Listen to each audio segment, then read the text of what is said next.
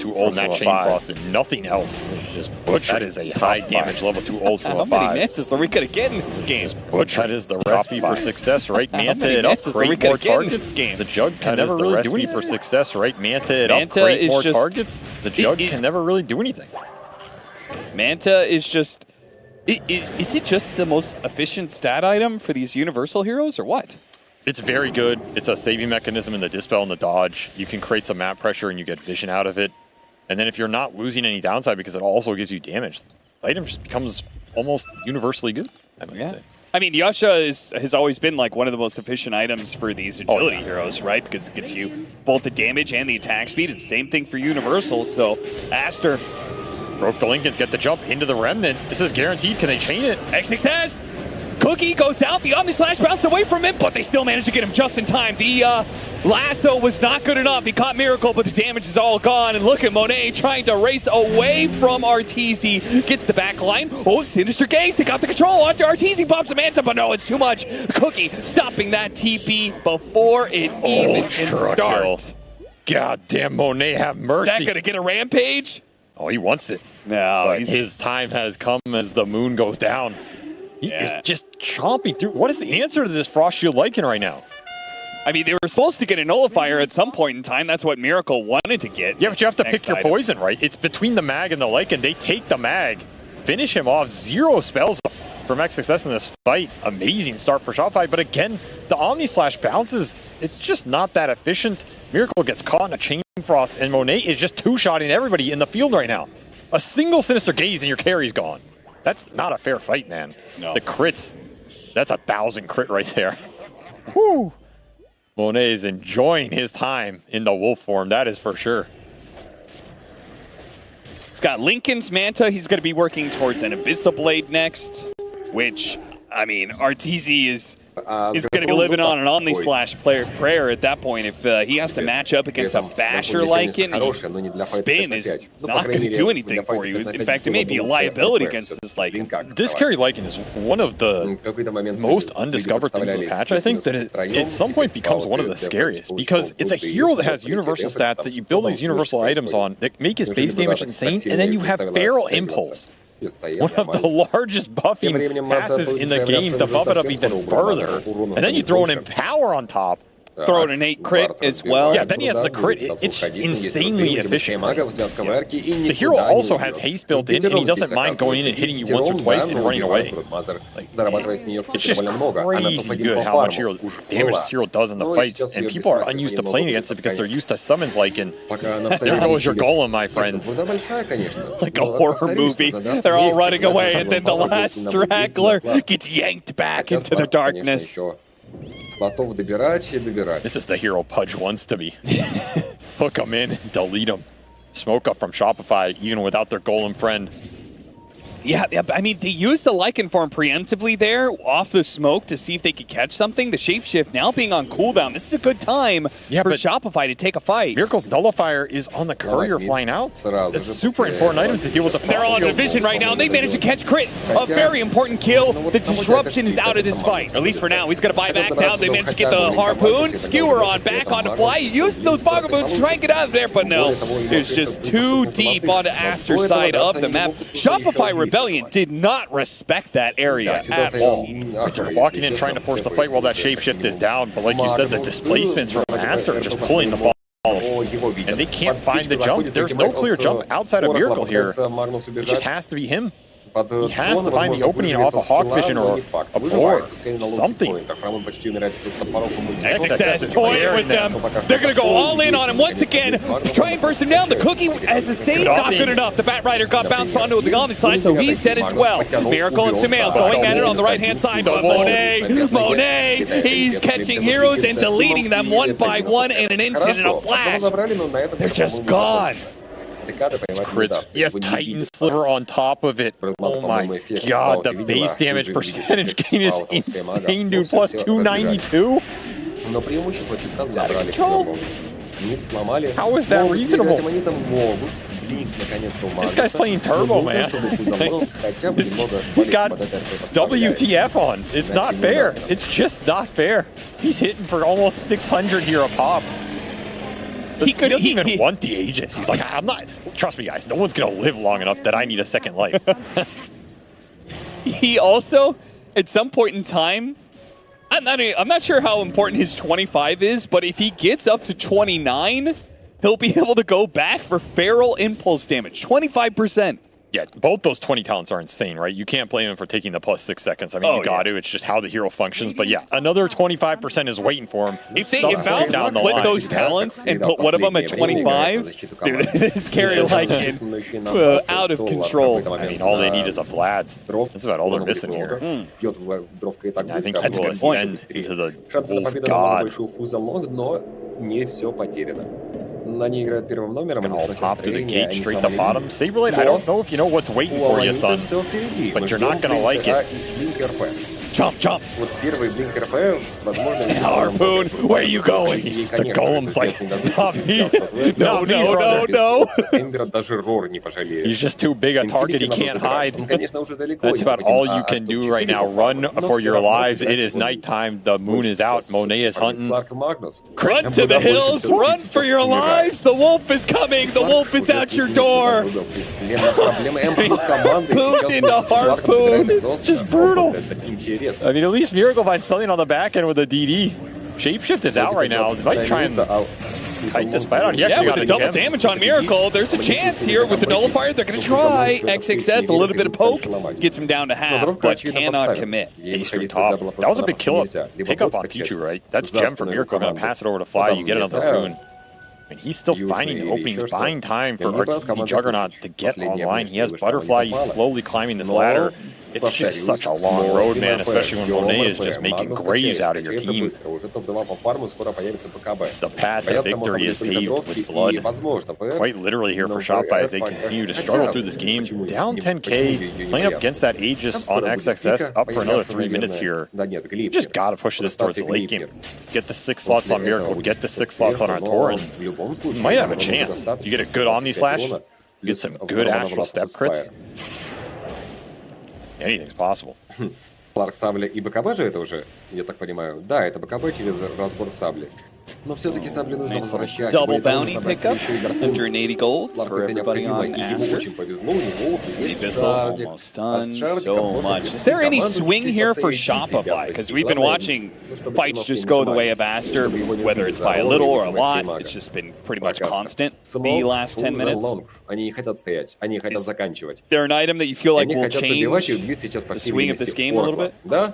Miracle's gonna go Scotty here. I feel like it's just Miracle getting higher damage numbers. Every item he gets allows him to burst some of these supports, maybe kill the mag. It doesn't have too much physical resistance here. I mean, Sumail has been shut down in this game. He's trying to recover here, going like with this Blink Lincoln's build, not the straight Daedalus type damage build we saw last time. So I don't know if you have to worry about the Snapfire too much. At one point, he will become a problem. It's just more items on the Jug and the Void Spirit. That's all Shopify needs. It's not any clear power point. Scotty is finished for him. He's very tanky. It's very hard. Goddamn what he wouldn't do to have an Empower or Feral Impulse on his hero right now. Just gobbling up the runes. He gets the Daedalus. I think that is a big window. Daedalus plus level 25 on Void Spirit is absolutely insane. The crits start coming out. Can he burst Sumail here? He's going to try. Misses out on the Remnant. That could be crucial. Still gets him, though. He had to use the second Astral Step, though, so he is exposed. He's going to be lassoed. They have the Sinister Gaze. They have the Chain Frost. Oh, they didn't chain it. Didn't want to RP. Didn't want to RP? Oh no. Crit just tanked it for his boy. Thanks, man. I mean, I think that like they were expecting Picho to use the Sinister Gaze, but he sees crit coming, so he's like, I gotta stop this Shadow Demon instead. And that left, you know, all that was left was the RP to control Miracle.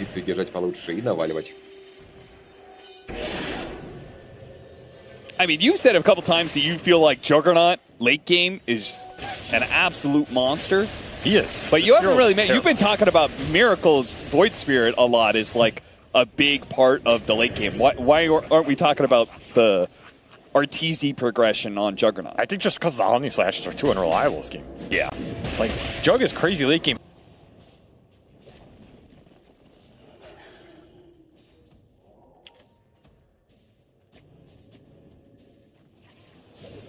Птичка дает вижен по Сларку, только теперь сам Фрамун ее разбирает, там был вард. Хорошо, вывезли Скаймага, Скаймаг минус под конец дал свой ультимейт, очень много урона по Фрамуну, приходится ему уходить, но потратил он пока что только шард, пытались подтянуть еще и Сима, заставили его отойти. Дефают, уверенно дефают, выиграли для себя еще немного времени.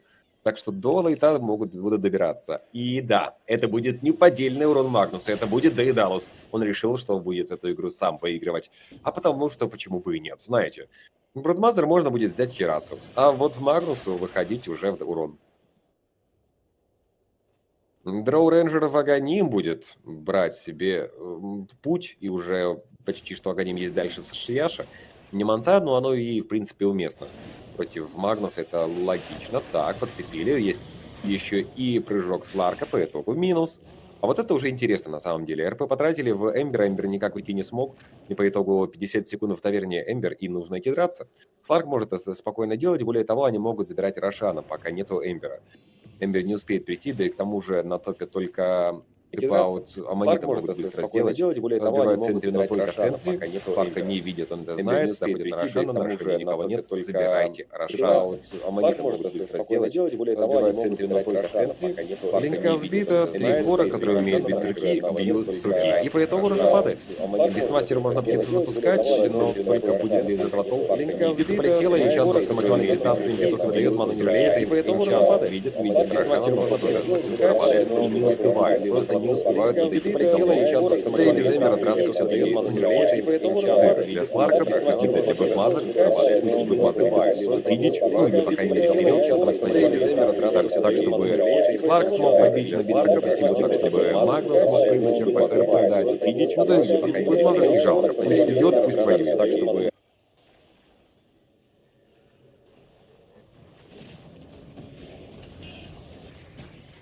Снова вывезли, надо пытаться хотя бы забирать Исканора, первый раз уже убили Бродмазер. Ну, ее-то не жалко, то только убьют не только ее, но и всех остальных. Магнус тоже труп, живет тут только Сларк, и то только потому, что он еще не подошел. И сейчас подходит, нападает на дровку. Хорошо, ее какое-то время побьет, даже БКБ нажал. Но, ну, пытается, слушайте, у него ультимейт есть, возможно, даже заберет, но он нажимается в став и все. Что это за драка? Это была не драка, это была смерть коллектива Аманита только что. Да уж. Ну, у него все еще есть шард. Он все еще под ультимейтом будет быстренько бегать сейчас, спасаться. Где-то, как-то, как, не знаю. Но вот сейчас перебежит еще и Виздомруну заберет, скорее всего. Там будет 18-й валяться. Его здесь не видят, он это знает. Захваченный вард его командой. Ну и все в порядке. Окей, пока что ничего критического не произошло, но благодаря этой драке Фузаллон сохранили лидирующие позиции. РП не было выдано, и это большущий плюс для Аманита, они сейчас смогут дефать хайграунд. Хотя глифа нету, бот они, может быть, и подефают. А вот с топом им уже играть не судьба. Дровка под Соларом, 15 уровень, ломают.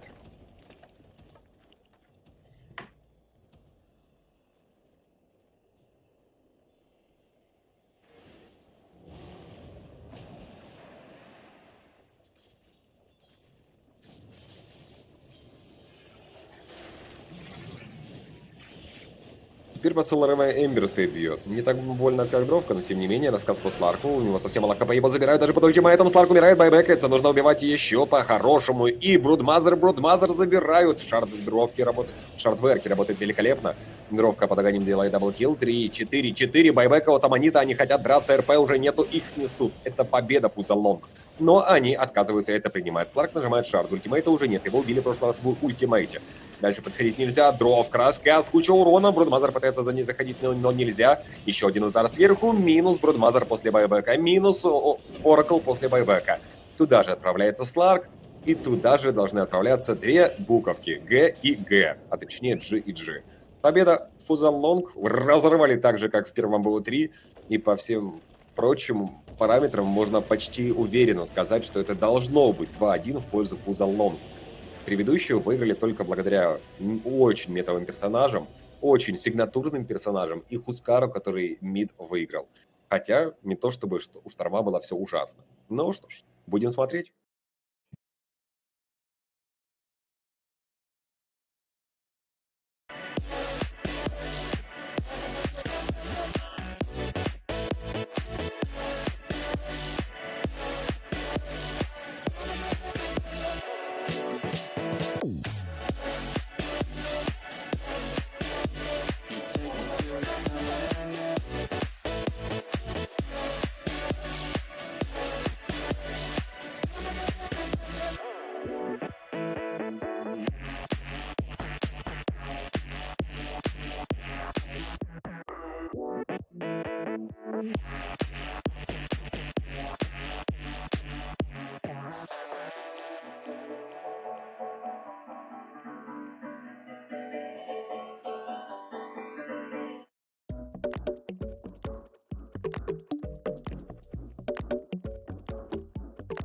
Fade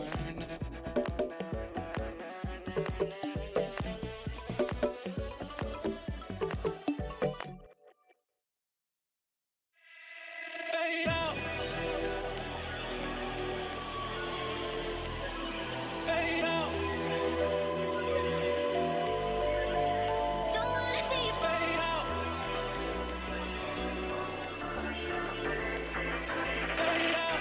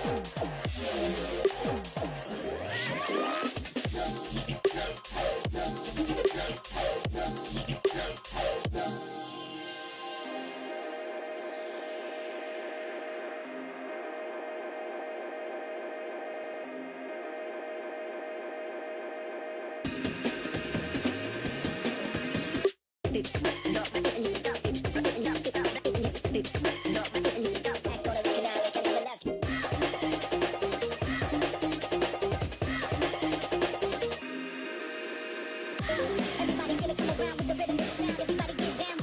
Everybody feel it, come around with the rhythm, Everybody feel it, come around with the rhythm, this is sound. Everybody get down.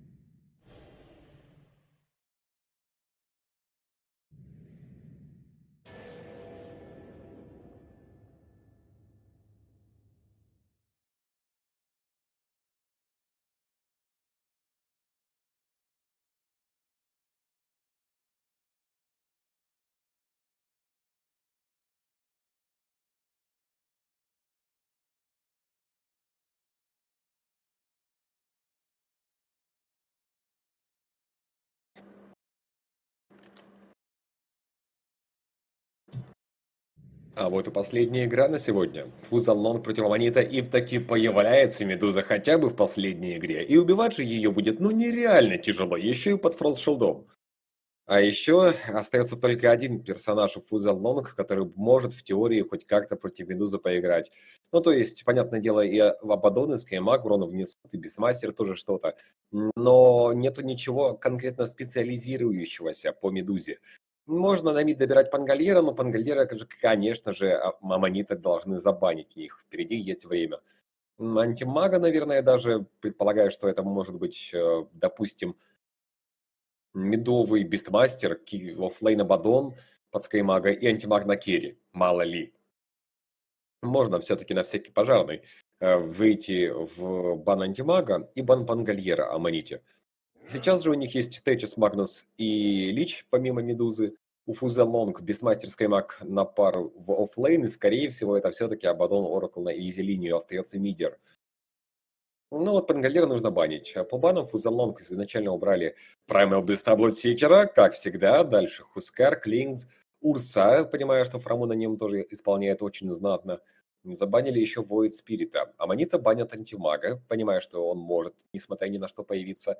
После этого, а точнее до этого, были баны в Эрке, также бан Штармаквинов, Пейнкиперов, Зелайта и Баратрума. По последнему бану, по последнему пику остается для обоих коллективов. Нужно придумывать, кем по итогу Фуза Лонг будут закрываться. Ну, давайте так. Им нужен мидер. Панга – это очевидный вариант, настолько, что его забанят Аманита.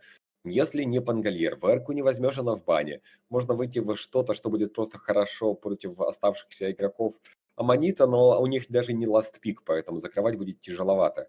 Против Магнуса кого-то брать, ну такое себе. В голову лезут всякие разоры, но, очевидно, это не то, что подойдет для Фузан Лонг. Это очень не метово, хотя в конкретно этой ситуации, возможно, даже бы помогло. Но нет, этого не будет, так что про это можно даже не говорить. Хускар в бане, Омника брать смысла нету, нужно кого-то, скорее всего, рейнжевого. Какая-то дровка может появляться у Фузан Лонг на керри позицию, или даже на мид, кстати.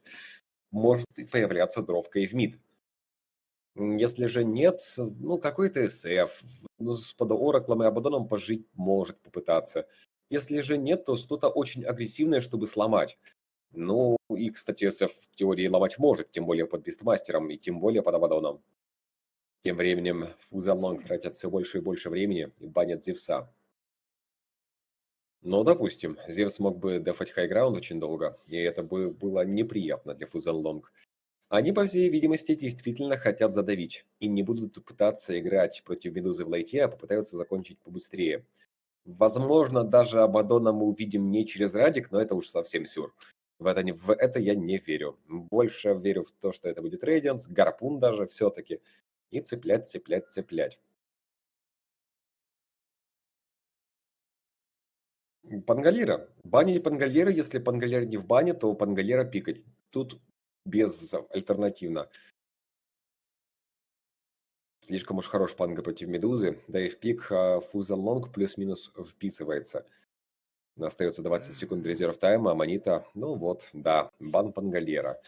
Не из вариантов, если это, допустим, Бестмастер на мид, у вас есть Дарксир, если вам нечем убивать Медузу, просто создайте свою Медузу, а точнее две, пусть они и иллюзии, но бить будут по итогу не слабо. Если Рор будет закастован на Медузу, две иллюзии из нее создать, то все вокруг рассыпятся довольно быстро.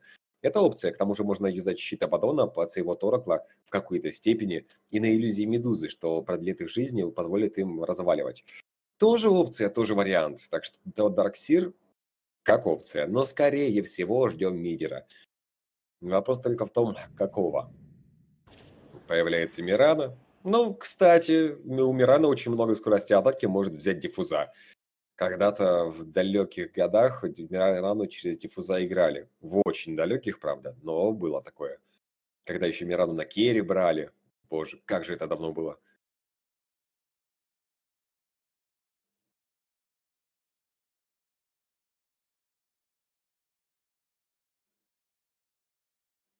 Инвокер фузов нету на инвокере. А, кстати, Экзост играл на инвокере. Он обычно сидит на керри, но иногда, когда пикают инвокера, отдают его Экзостеду. Но нет, в этой игре не верится вообще, да и мы уже видим Мирану.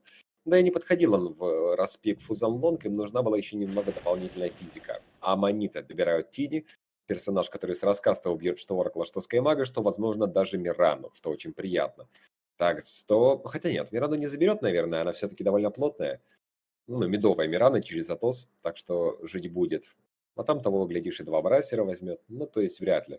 По пику больше нравится, конечно же, пик Аманита. При этом Фуза Лонг могут задавить. Задавить и не отпустить то, что они сделали в предыдущей игре.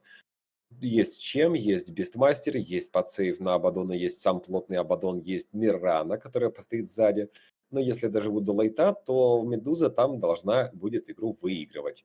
Под Магнусом, под тем более Тини, нет, лейт точно за Аманитой, Фуза Лонг до него дожить им давать не должны.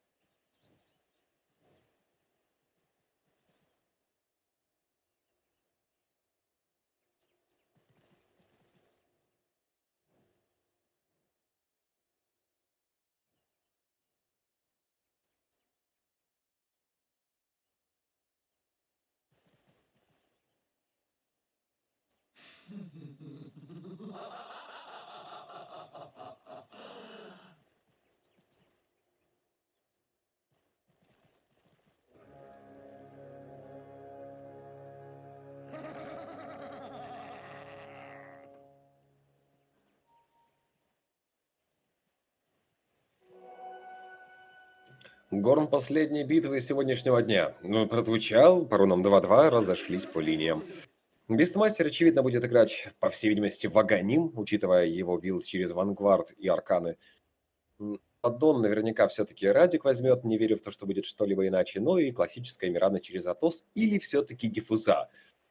Скорее всего, Атос, но там посмотрим. Возможно, Атос Диффуза, тоже как вариант.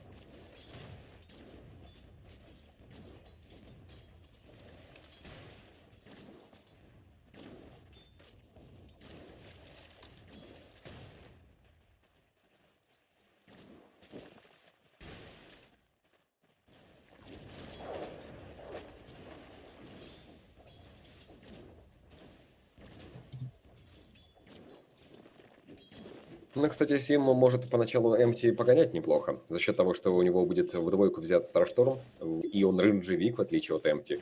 Можно его расхарасить, и в теории Сим может сделать фраг, как уже делал Яфет на медовой Миране.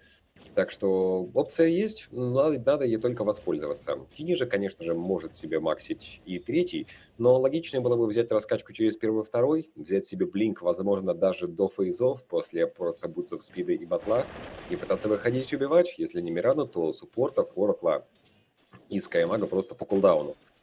Там тем временем Лич что-то страдает вместе со Скаймагом. На топе разменялись по хитпоинтам. Кстати, не только они по хитпоинтам разменялись, маны у Фрамуна не остается. Совсем мало, понятное дело, мангусы будут спасать, но они будут тут спасать, до этого нужно добраться. Но и к тому же, если Фрамун мангусы тратит, то в следующий раз его можно будет попробовать и забрать. Ну что, от линии со Скаймагом мы уже сегодня много раз видели ФБ. Я думаю, еще один раз вполне было бы резонно. Тедоса, например, убить вообще Скаймагу вроде как труда не составит, если Бестмастер парочку топоров раскинет. Но проще это будет сделать, конечно, под левел 3. Нападение на Тедоса, замедление пошло, и с рученьки по Тедосу наваливать еще один арканбол, удар сверху, выживает на один удар Тедос, топоры сверху, и это ФБ на линии со Скаймагом снова. ФБ для Эсканора можно сразу нести себе колечко на реген. Приятно, черт побери, очень приятно. Линия опять выиграна. Но и при этом Фрамун, он же со стиками, правильно я понимаю? Медуза должна быть со стиками. Да, они есть, и более того, они уже были нажаты. Как минимум один раз. Поэтому ситуация не самая приятная, но жить можно.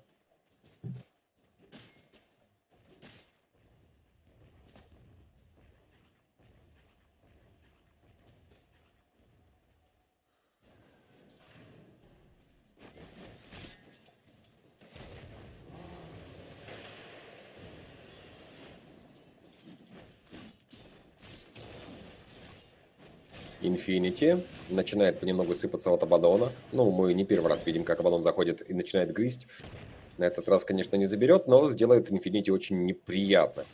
Возможно, я бы даже посмотрел на пассиву в двойку, но это уже какой-то совсем сюр. Хотя, в теории... Нет, не стоит. Пассива, кстати, постепенно будет в любом случае макситься. У Абадона есть 10 стиков, ему сапог взять, и можно снова делать то, чем он занимался. Это фраг на миде соло от Сима. Раскачка уже была 2-1-1. Сейчас после фрага в троечку появляется первый. Очень много урона, Тини умирает. В то же время умирает еще и Тейчес на боте. Абадон забирает. Была попытка убить Оракла, но я так понимаю, Абадон вовремя накидывает щит, и Оракл живет. Ванди живет, а Инфинити выживает. Сказать, что он живет, наверное, было бы неправильно. Его только видит экзост и сразу направляется вперед, избивать. Первый есть, настака на пассива, есть сайленс. Не заберут, но сделают больно. Еще один удар, нужно будет взрывать и Инфинити через этот щит. Получается нападение на Оракла. Оракл на себя первый спел, чтобы просто отойти и получить под сейф от Абадона надо, иначе он не выживает. Граната есть. Инфинити нужно откидываться первым, но очень мало. Пытается отойти на Рошана, но разворачивается, и это опасно. Инфинити рядышком, щит уже потрачен на себя. Самое неприятное в этой ситуации для Абадона — это то, что он крипов не бил, пока это все происходило. А сейчас еще и Инфинити забирает Оракла, то есть все это было зря. Да уж, не круто. Тем временем добирают Медузу, правда, в размен на Скаймага. Правда, Фрамун хоть и сделал фраг, не получает экспириенса. А Бистмастер, мало того, что экспу залутал, так у него уже вангвард есть, и он постепенно будет выходить в арканы. То есть он может прям дайвить за Медузой и при этом по хитпоинтам сильно не проседать, а помимо этого у него еще и 16 стиков есть. То есть драться он может прям-таки хорошо.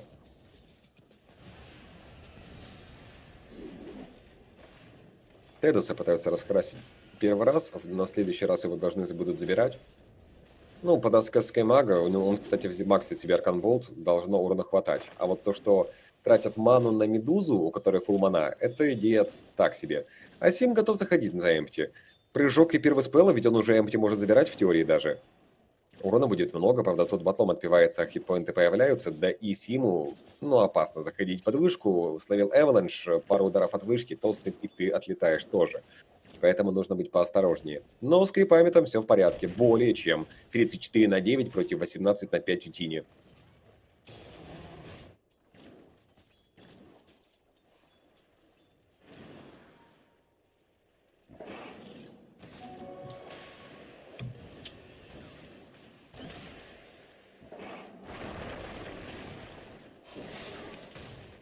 Оракл будет умирать? Да, Оракл будет умирать. При этом Мирана стояла, била Тини. Чуть-чуть ему хп пробила. Так, секундочку, там маны у Фрамуна нету. Пары. Как же быстро Медуза просыпается, когда мана кончается. По итогу Тедоса можно, наверное, даже не трогать, хотя есть кабанчики, можно и попробовать побоевать. Кабанчики умирают, ну а теперь Телинос Тедос, Эсканору даже умирать не нужно. У него вангвард есть, он отрегенится. При этом у него совсем скоро появится аркан, остается только их донести. И прям красота, 6 уровень появится, можно будет опять Медузу забирать. Начало определенно за Фузалонг. 6-3 и 2000 голды преимущества. Но они предыдущие БО3 взяли 2-0 уверенно. После этого одну проиграли с очень хорошим сигнатурным и хорошо выверенным пиком Аммонита. А дальше по накатанной. Первый спелл Сима попадает не полностью по эмпти. Уровни уже преимущества есть, но в любом случае Мирана тут комфортно стоит. Батлом отпиваться, перелаживать вещи и снова, если что, заходить драться. ПТ, брасер, апнутые стики, дальше по ситуации. А Абадон демонстрирует нам намерение выходить в рейденс. Без рейденса все-таки не вариант. Все-таки слишком уж стандартный выход в рейденс будет. Закастованная первый от Иванди, но не заберут, скорее всего. У Абадона ультимейта нету. Тем не менее, есть стики, есть еще и Лотус, но дальше идти нельзя. Эмпти уже пришел. Не Абадона, но Оракла. Зато Соли Оракл пока что живет. Абадон может скоро сейвить и Оракла тоже. Взрывается щит, на Инфинити можно нападать, но тут подходит еще и Течис, и Лич, надо бежать. Иванди, лоу хп, но под щитом. Вроде как может даже выжить. Будет ли ТОС? Не факт, но попытка точно будет. Щит еще один, можно было бы накидывать еще один щит на Иванди, на развороте, на Инфинити. Инфинити заходит слишком далеко, он, возможно, будет умирать, хотя пока что его или генит третий Иванди, но последний удар от Абадона, хотя и Мирана могла бы добирать. Ух, мясорубочка, но по итогу убить Инфинити смогли, Оракл выжил, хотя и чудом. На Эмти раскаст от Мираны, у Эмти теперь нету ни хп, ни маны, но и так он на базу побежал. А теперь минус еще и Блейз. Ну, это было лишнее, получается, от Аммонита. Собрались вчетвером и по итогу оставили Бестмастера одного на топе, он сейчас вышку-то ломает. Ну или почти сломает. Он больше крипов в лесу бил, поэтому по фарму поднялся. Наверняка прилично, но вышку не снес. А Абадон хочет. Абадон вышку на боте осаждает, накинул уже второго левела Хирос и Фавернус. И крипы понемножку ускорялись, но Фростшилд, да и крипы уже постепенно заканчиваются, так что лучше отойти. Бестмастер, кстати, не просто пофармил чутка, он же и убивал, он же и топ-1 по фарму сейчас. И вышку он, кстати, почти снес. Четвертые топоры есть, плюс один тиммейт, и можно забирать. Мана есть, можно спамить по Инфинити. Если 2 или 3 раза застакать топоры, то на следующий раз можно выдавать рор, еще один топоры и забирать. Или просто дать рор под скаймага, кстати, как опция, как вариант. Инфинити видит, еще топоры, но тут тэп-аут есть еще и от меча. Тем не менее, за рор можно под скаймаг забирать. Рор, скаймаг, раскат и минус. Все, минус будет. Или нет, фулшилд, сайленса нету, есть РП, но не добирает, не увозит, а РП потрачено. Идеальная ситуация для Фузаллонг. У противника нету РП, и Магнуса все-таки убили. Ну, профит. Опять. Так, Эмпти приходит, хочет контратаку сделать. По всей видимости, убить Скаймага. Ну, он не убьет просто Эсканора. А Скаймага он тоже не убьет, но не потому, что не хватит урона, как в случае со Сканором, а потому что тот просто не подойдет. Небист все еще топ-1 по фарму. И только ускоряет свой фарм. И у него будет появляться Аганим. Замедляют Эмпти, ну добить вышку. Да просто добить вышку, не рисковать. Птицы вперед, чтобы видеть Тедоса. Мирана тут как тут, может просто с руки на самом деле забирать. Еще один лип, Старшторм. Ну и да, там Тедос уже никуда не денется, его доберет Скаймаг. Да, это то, что мы видели в первом БО3.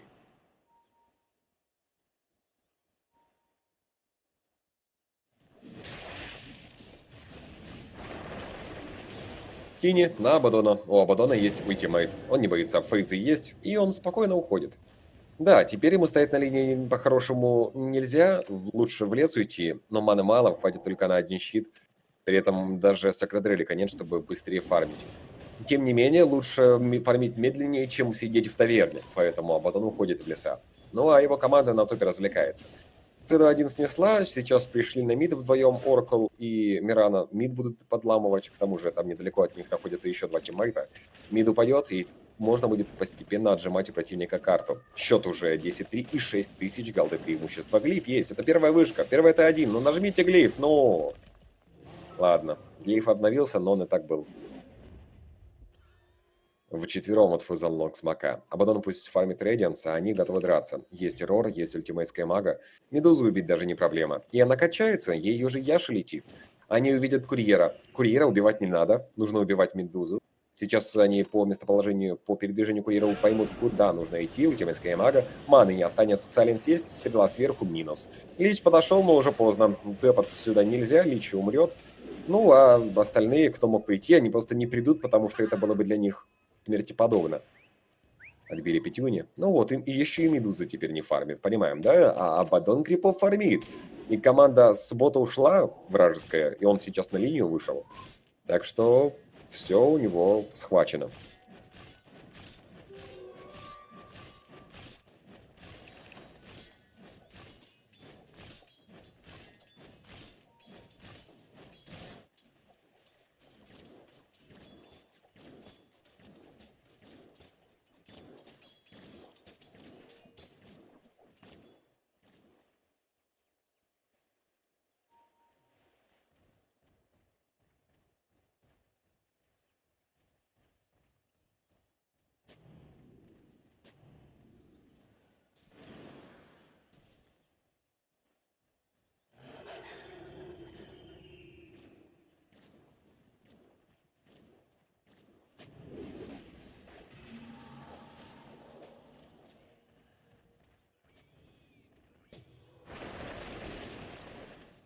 Да, Тини действительно взял себе блинк, только пока что не сделано ничего, то, ради чего брался этот блинк. Не сделано ничего, ради чего он появлялся, нету фрагов, нету никакой активности от Аманита.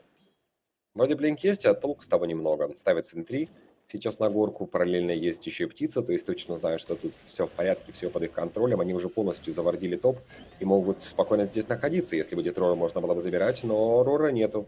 Да и под Рора не факт, что им те убили бы, потому что там есть еще и Фростшилд от Тедоса. Правда, у Тедоса до сих пор нету 6-го.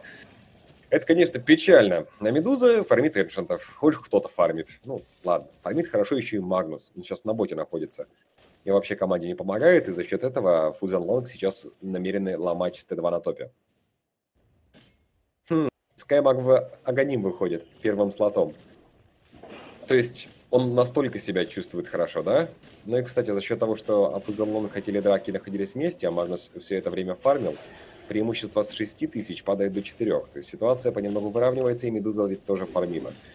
Тем не менее, Т2 должно падать. Глиф нажимается, глиф на глиф, чтобы крипов сохранить. По-хорошему, да, глиф на глиф. И сейчас доломать Т2. Смогут Аманиту, и они вроде как идут даже. Возможно, будут тэп-ауты, но вышку уже не спасти. Нужно доламывать, нужно добивать. Так, Тини, рассказ по Скаймагу. Скаймага нужно будет подсейвить. Скаймага подсейвит Оракл, если что. Ультимейт нажимается. Лич дал Чейнфрост, при этом умирает Ичис, который прыгал дальше. Скаймаг не знает, выживет ли или нет, кастует кнопки. Терраса, наверное, заберут. А Декада вообще фуловый. Магнус вывозит, даже дает РП в Мирану, хотя и без этого ее забирали рассказ. То Тини есть еще и по Ораклу. Оракл труп. Видит в инвизе Декада на центре. Он пытается нажимать баут, но это ему... А ему дают все в кулдауне. Ладно, ладно. Разменяли 2 в 2, но это выгодный размен для Аманита. Они сохранили вышку, ее сейчас заденает. Это была драка без Медузы. И более того, они разменяют 2 суппортов на суппорта и мидера. Так что Аманита держится пока что. Хотя, знаете, они ведь держались и в предыдущей игре. Но чем закончилось, вы и так все знаете. Если кто только пришел, то там Аманита хоть и держались, но по итогу додержались до поражения.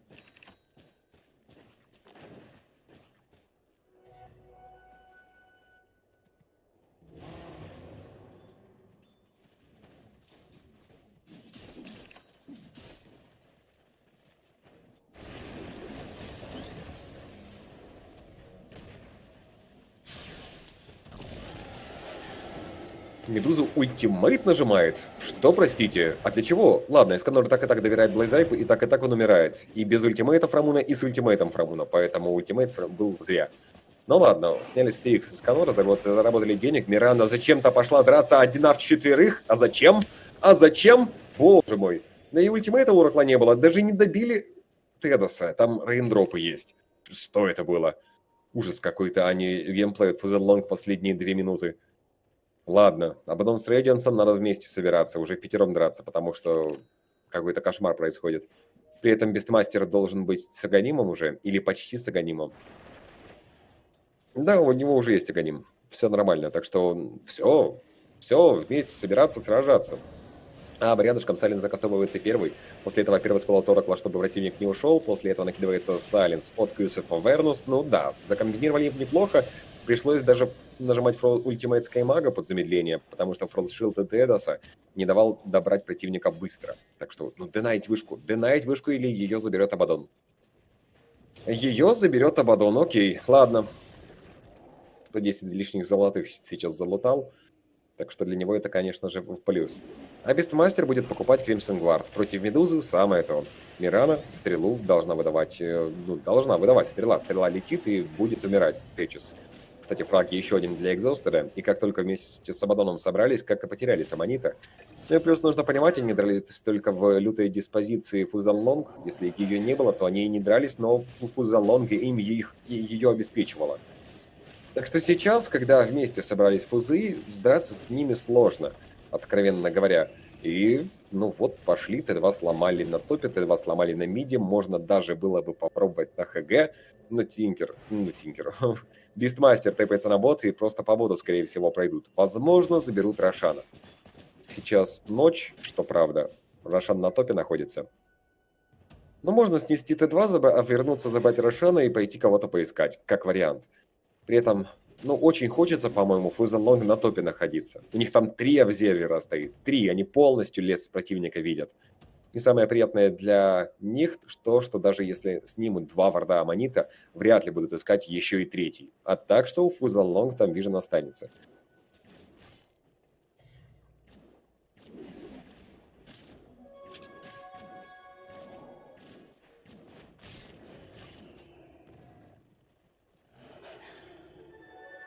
А Мирана взяла себе диффуза. Не молнии, диффуза. Так что Медузу будет чем забирать, а скорости атаки у нее хватает. Особенно в будущем под талант от скорости атаки под липом.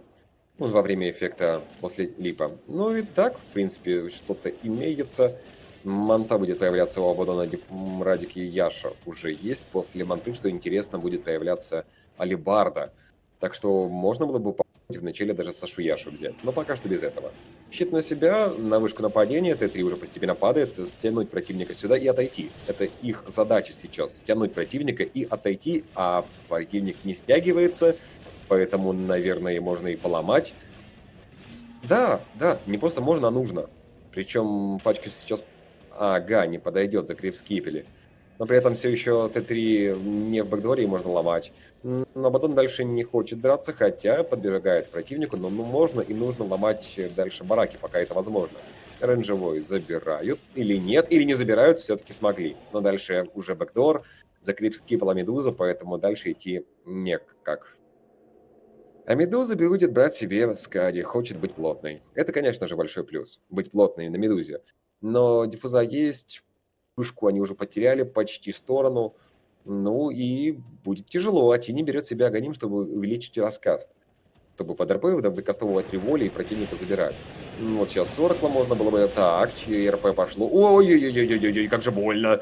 Да, неприятненько было. Чейнфрост по 2 людям, которые стоят втык друг к другу, носит очень быстро, очень много урона. 2 же забирает по итогу Эмпти.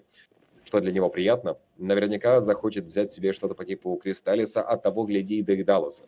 Тогда с уроном все будет в порядке. А там посмотрим. Терзателя заберут. Блейз, правда... Блейз, за что вы с ним так жестоко? Своя же команда его забирает через Терзателя. Эх, да. Аффирмации пишет в чатик. Ну что, все равно Фузанлонг сейчас сильны. Медуза хоть и плотная, но под Crimson Guard будет выносить очень мало урона. А Crimson Guard у Фузанлонг имеется, так что пора вместе собираться.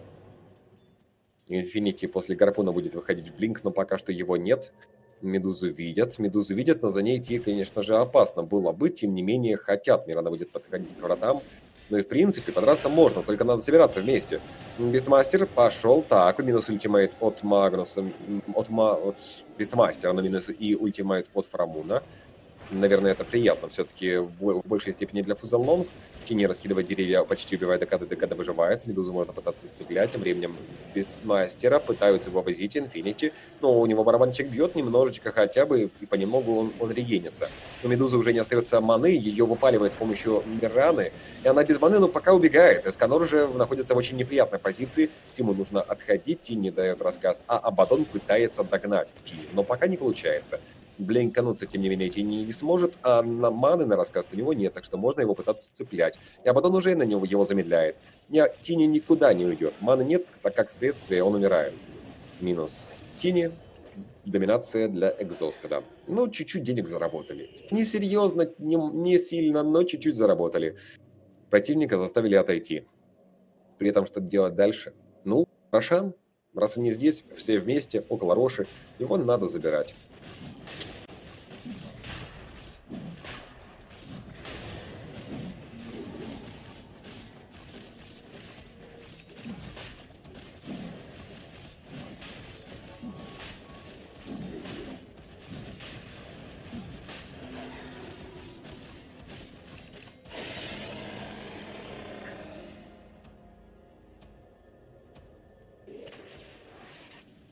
Эгида Симу. Ну, оно и правильно. А потом через ультимейт поживет, а Бестмастер через барабаны. Так что, да, единственный, кто тут самый уязвимый и легко убиваемый, это Мирана. Причем Мирану можно убить просто с раскаста Тени и, допустим, прыжка от Течиса. И уже ее не будет. Или не было бы. Ну, а теперь с Эгидой поживет, да и к тому же есть ультимейт Оракла всегда. Кстати, ультимейт Оракла очень приятно на Бестмастера нажимать, потому что он хилится от барабанов в 2 раза больше.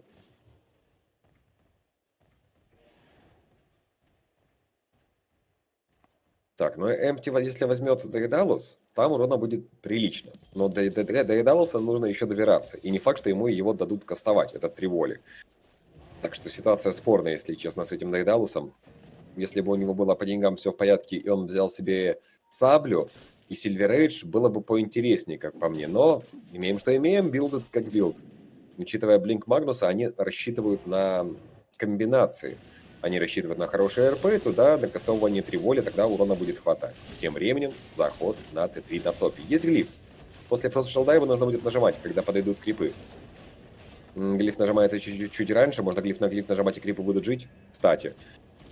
Но даже без глифа на глиф, вроде как Т3 можно было бы поломать. Но подходит Медуза, и так как они стянули всех противников, уже не до конца понятно, что делать. Тем не менее, Мирана пытается доломать Т3, это не получается. Стрела влетает в Медузу.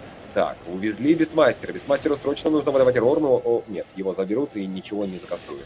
Также будут убивать еще и Мирану, по крайней мере, первый раз. Хотя Липрас, ну куда ультимейт Оракла? И так выживала бы. Магнус цепляет РП, но только одного, только Оракла. Ну и все, отойти. Оракл труп.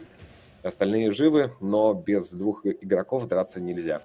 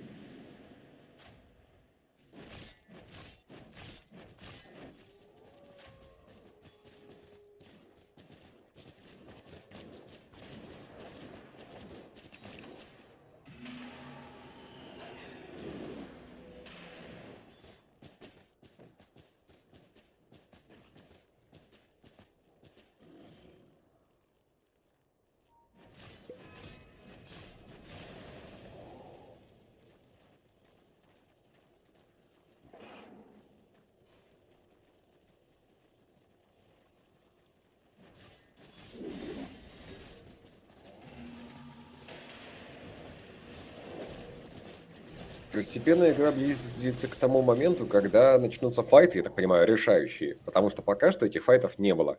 Где-то подфидели Фузалонг, где-то Аманита. По итогу, понятное дело, агрессируют Фузалонг, играют первым номером, но преимущество уже за Аманита. Магнус, снова нападение, вывозит он кого? Вывозит Абадона, у которого ультимейт есть. Ультимейт срабатывает и вышки разбивают Экзостера, при этом у него сейчас фулл хп, тем не менее команда все еще не подсейвить не может, нужно засейвить, но опять вывозит Магнус, Оракл никак не сможет засейвить, это минус Абадон просто так. При этом умирать будет еще и Оракл, и это опять -2 при попытке попушить. Не могут они... Ага, -2, -3. Не могут они уже воевать. И Crimson Guard тут уже не помогает. Мирана, при том с эгидой, опять выживает. Нельзя, когда противник уже больше вас, подниматься на хайграунд против Магнуса. Вот так вот просто. Очевидно, их забирают. Скаймаг же взял себе в начале Филастерию, но все-таки будет покупать себе Аганим. Ой, знаете еще чем пахнет? Пахнет, вот, знаете, лейтом. Вот 60-й минуты вы как-то попахивать чуть-чуть начинает. Ну, пока чуть-чуть, пока что слабенько.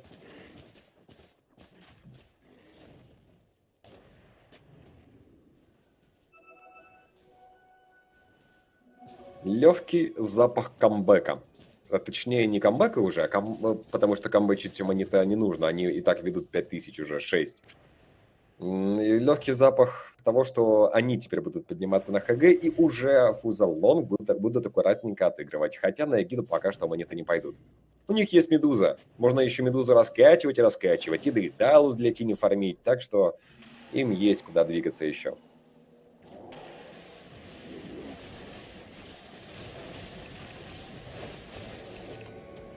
Терзатели минус, шард для Оракла, немного подсейва. Хотя, учитывая то, как Абадона увозят по Т4 2 раза подряд, там надо уже и о другом задуматься. Сим тем временем бедный, наравне с Тини, и Тини даже чуть-чуть больше, хотя всю игру он находился на 6-й строчке. Симу и МКБ вроде как уже нужно покупать. С другой стороны, без артефактов на выживаемость он будет умирать. Несмотря на позицию, поэтому нужно задуматься. Бестмастеру Вакторин все-таки выходить, наверное. Ну и да, там Манта Драгонлэнс появилась, и все-таки будет МКБ. Ну, пускай. Ждем талант на 15-м, а там посмотрим. Нейтральные шмотки начинают выпадать, третий тир нужно собирать. У Тини уже есть, Дейдалус уже хватает урона. И что самое страшное, против Медузы-то они поиграют, как против Тиника играть. Потому что против Медузы есть Алибарда и Кримсон Гвард. И МКБ собирается. А как с Тини воевать до конца непонятно. Если он в позиции стоит, ультриволи кастует, урона будет прилично.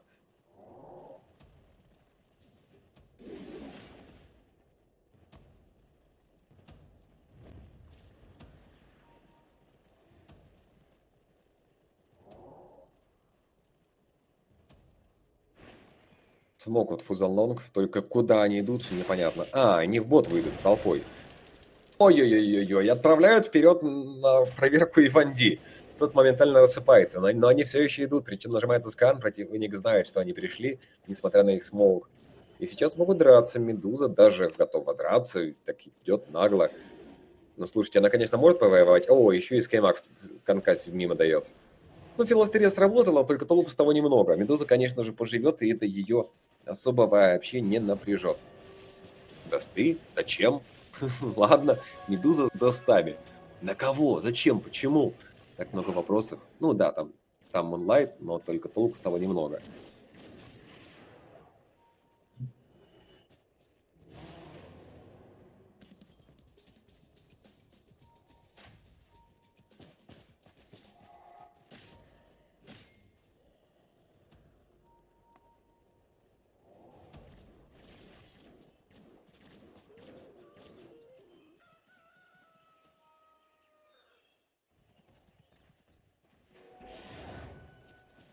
Смоком они-то вчетвером, с Медузой начинают фармить, при этом им нужно уже, наверное, просто идти пушить. Но они видели, как пушили Фузалонг, и не хотят просто пушить, они хотят как-то даже забирать. Оракла не получается подцепить вовремя, первый спел срабатывать, не цепляет его с ничем вообще. Медуза замедляет, у нее, кстати, Скади есть. И не просто Скади, она еще и заберет сейчас самостоятельно. Самостоятельная Медуза, самостоятельный Фрамон. Покупать себе будет МКБ. Это в будущем поможет и под 25-й, и в принципе... Против Радика, против Алибарда Абадона поможет. Абадона, кстати, в этой игре вроде как было достаточно, но конкретно Медузу мы не видели, чтобы он бил. Он постоянно пытался вышки пушить, и его постоянно за это наказывали. Вот что мы видели в последнее время. И опять пытались пушить. Фростшилд вроде как пожили, но в то же время будет теперь умирать Мирана. Ну а что, у нее эгиды нет, теперь и ее можно забирать. Тосы, скьюверы работают исправно, Сим самое забавное. За ним летят два удара вышки, и он точно умирает. Вот прям 100%. И сколько ты не липайся, липы еще были, ты уже никак от судьбы не уйдешь. Опять пытались сплитить, чем-то заниматься, опять умерли. Что это такое?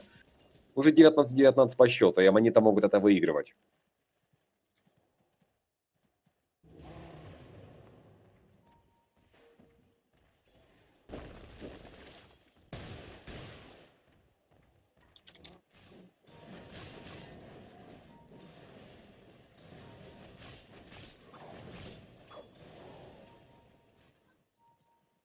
Блинк у Абадона. Уже готов к покупке? Да, покупает.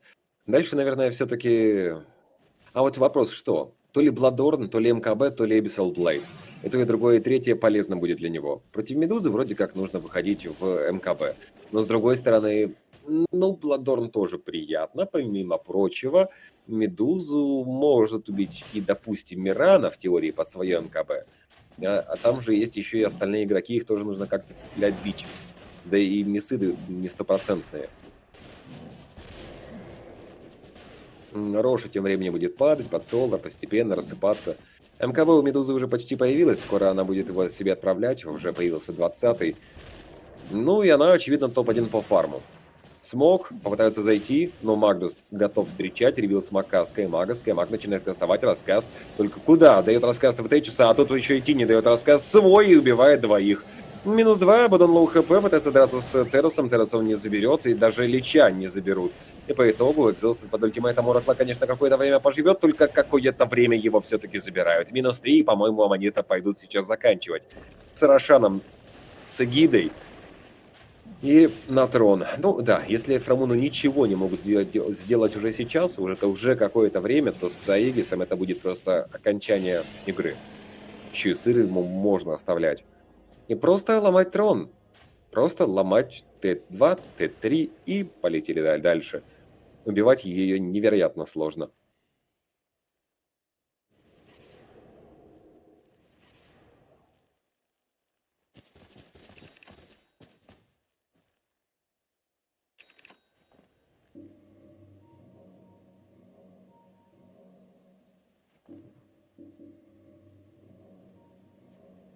Не, ну я ничего не имею против медовой Мираны, только концепт медовой Мираны предусматривает то, что ты начинаешь активно бегать по карте, всех убивать. И желательно под Атос, тем более под Скаймага. Надо было давить, нужно было играть не против Медузы, а играть просто в очень быстрый темп и задушить. Я ж поэтому про это и про Абадона без радика говорил, что в теории было бы неплохо. Но тут не пошло. Тем временем на Тине все-таки фулл раскаст. И тут и Абадон входит с мантой, и ультимейт Скаймага, и Стрела, и Рор, все в него раскастовали, убили. Хорошо, а дальше как? А дальше никак. Дальше умирает Оракл, ну, это как бы и бог с ним. Но драться нечем, драться некак. Там еще у Магнуса линка появляется от Рора. На Медузу будет накидывать как вариант. А потом дальше бежит, ну, допустим, хорошая стрела по Медузе. Но у Медузы и Эгиды ее забирать смысла нет, нужно убивать остальных. Мирана этим занимается, Тедоса забирает, Блейза будет забирать, Диффуза нажимается, можно убивать Блейза. Минус еще один, нужно Инфинити цеплять. Вот если еще и Инфинити убьют, тогда уже неплохо. Пока что Магнус может воевать, у него даже есть, если что, РП. Минус Эсканор, но Абадон, если что, чуть-чуть повоевать еще может. Симу нужно уходить на всяк пожарный. Лип раз, лип 2, лип 3, а липы кончились. Абадон снимает замедление, будет ли гарпун от Магнуса, гарпун КД, насколько я понимаю, Сим тем не менее пытается отойти, линку сбивает, но после этого действительно просто-напросто отойдет. Нападение на Медузу ее поддержит, нападает Абадон, и нужно будет забирать, как-то проконтролить, нечем контролить, первый спел Оракла уже был потрачен. И Медуза отходит, даже не потеряв Эгиду. Боже, так и напали хорошо уже Фудзалонг, все равно не получается. Нет, это уже будет очень тяжело как-то отыграть.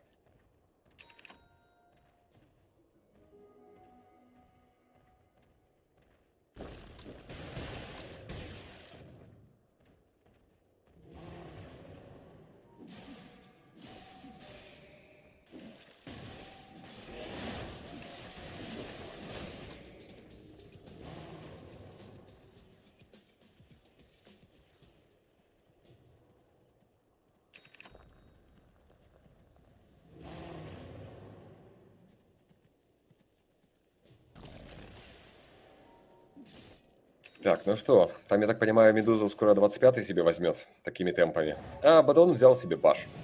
Ну да, он по факту Медузу-то и не бил. Если ты Медузу не бьешь, то как будто бы тебе МКБ против нее и не нужно. С остальными нужно воевать. А Инфинити от него ушел только так в какой-то момент. Да уж. 15 тысяч ведут Аманита. 22-24 счет. И на самом деле фузам неплохо было бы даже поагрессировать немного. Так, чтобы не шла Медуза к ним сейчас на хайграунд и не ломала все. У Медузы после гида будет Swift Blink сразу появляться. Иллюзии есть. Даже иллюзиями можно нормально посплитить. При этом не успевает уже взять между Т2 и Т3 пачку. Хотя Магнус это делать успевает, и Медузе нужно заходить по боту. Правда, когда крипы подойдут, неизвестно, потому что они стоят с другими крипами воюют. Поэтому надо по миду заходить по-хорошему. Последнюю внешнюю снести, и тогда уже будет попроще. Полвека будут ждать. Вот действительно. А на миде вышка уже под крипами.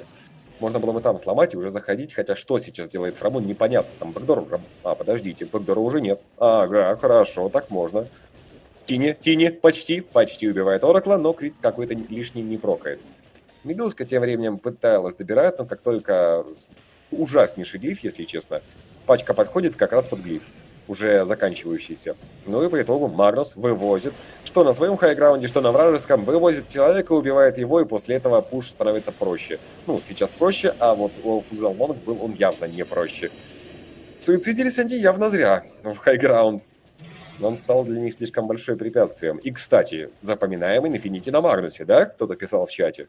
Обязательно запоминаем. А еще важнее запоминать всем остальным игрокам.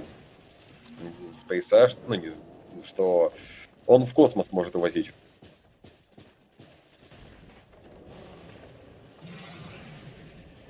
Аккуратненько. Пушили топ. Ти не зря подошел, ему уходить надо. А Медуза райт-кликом может покупать себе Дейдалус. Она будет брать себе его, а не Swift Blink. Swift Blink вместо сапога будет появляться. Райт-кликом Дейдалус и 2000 сверху остается. Нормально, нормально.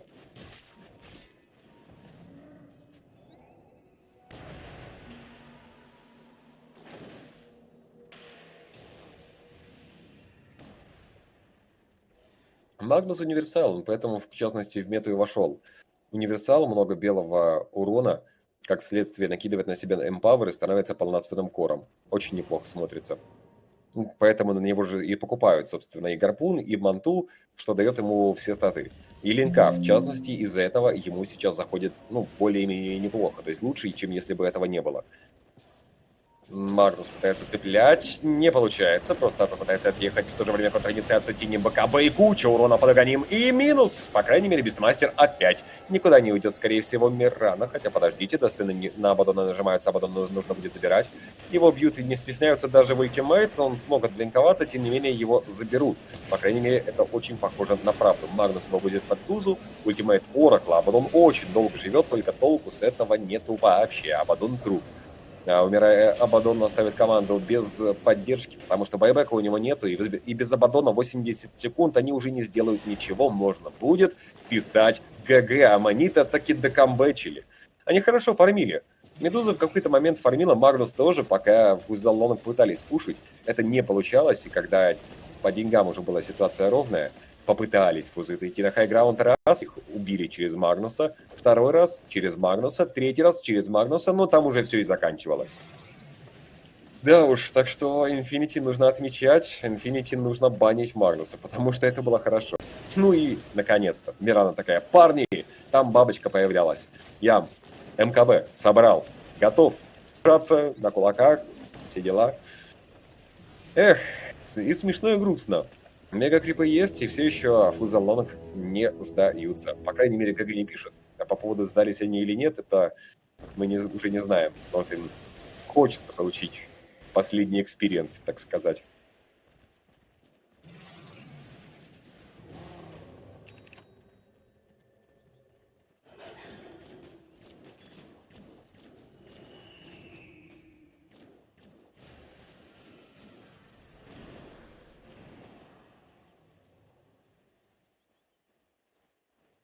$28 000 золотых.